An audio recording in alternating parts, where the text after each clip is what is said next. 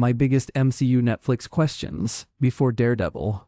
Born Again, Season 2. With Daredevil Born Again Season 2 only days away, the opportunity for Marvel Studios to revive threads and bring back characters from the MCU's Netflix era is huge. We know Kristen Ritter is set to return as Jessica Jones this season, though one has to wonder what else the MCU might have in store. When thinking about the Netflix era of Marvel television, which ended in 2019, multiple shows ended with unresolved arcs and major cliffhangers. Keeping that in mind, here are some of my biggest Netflix era questions ahead of Daredevil Born Again Season 2. When we last saw Jessica Jones, the one-time Defender was still active with her agency Alias Investigations. Likewise, her identity as a private investigator was far more prominent than any desire to be a superhero regardless of her enhanced abilities. It's been 7 years since the end of Jessica Jones Season 3, and nearly just as much time has passed in-universe. Perhaps Jessica has embraced more of an outright vigilante role in the interim. It would help explain her return, seeing how Daredevil is gathering allies in his war against Mayor Fisk and his anti-vigilante task force. Regardless, some kind of reference or even a scene taking place inside Alias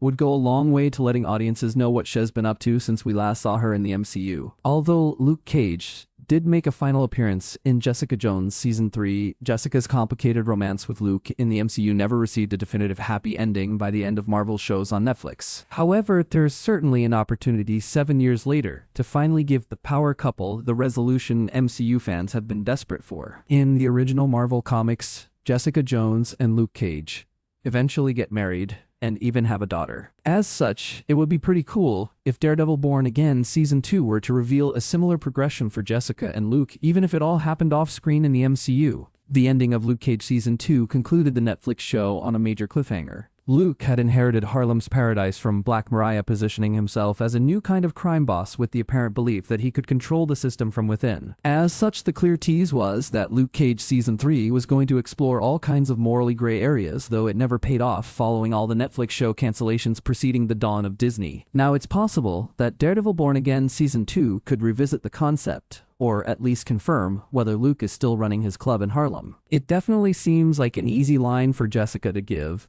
when and if Shez asked about Luke's whereabouts. That said, it would be fascinating to see a more involved scenario where it's revealed that Luke Cage perhaps cut a deal with Mayor Fisk, despite his vigilante past negotiating with the Kingpin crime boss to crime boss. Similarly, Iron Fist Season 2 also ended on a major cliffhanger following its cancellation. The ending revealed that Danny Rand left New York to search for Orson Randall, seeking to learn more about his predecessor and the legends of the Iron Fist. Likewise, had also learned how to channel his chi through dual pistols while traveling in Asia with Ward Meacham. Meanwhile, Colleen Wing became the MCU's brand new Iron Fist, operating in New York, channeling her chi not through her fist but through her signature sword. Presumably, Colleen is still the MCU's current Iron Fist.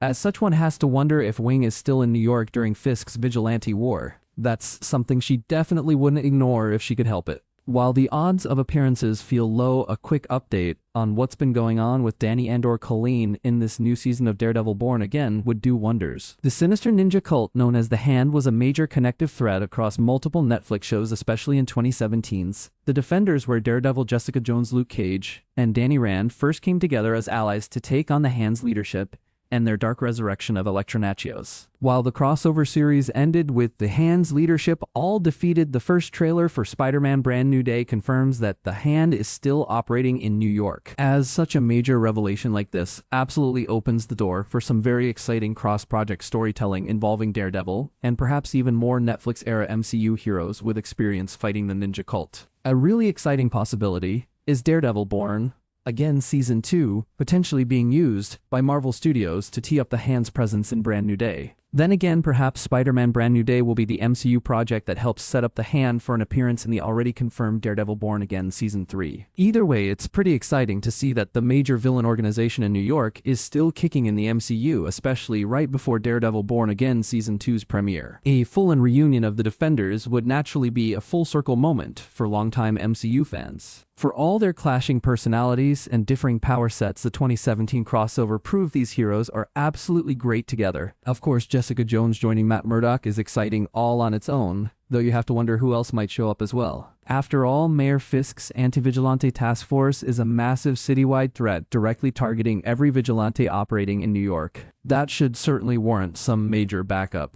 Without a doubt, Daredevil Born Again Season 2 is the kind of story that would definitely make a Defenders reunion 9 years later feel more than earned rather than being shoehorned in for fan service. Although the Punisher escaped Mayor Fisk's task force at the end of Daredevil Born Again Season 1, it doesn't look like Frank Castle will continue to aid Matt Murdock despite the full kickoff of Daredevil's war with Kingpin in Born Again Season 2. We know that Punisher has his upcoming MCU special later this year, as well as his appearance with Spider-Man in Brand New Day. Combined with his absence in marketing materials for Born Again Season 2, it feels safe to say that he won't be around. However, it'd be nice to know why Frank's not sticking around to protect Karen Page and keep helping Red. Perhaps the events of the MCU's new Punisher special will be taking place at the same time again. Fisk's new war is targeting all vigilantes in New York, not just those who had a Netflix show. That makes Tom Holland's Spider-Man pretty hard to ignore, especially when a trailer drops showcasing all of his New York-based activities. Mayor Fisk even publicly referenced Spider-Man in Daredevil Born Again Season 1. While Marvel Studios has done a good job tempering expectations for a full-on appearance from Spider-Man, it'd be nice to get some kind of reference to the iconic web-slinger at some point in the new Daredevil season. Then again, perhaps the absence will be explained in Brand New Day instead.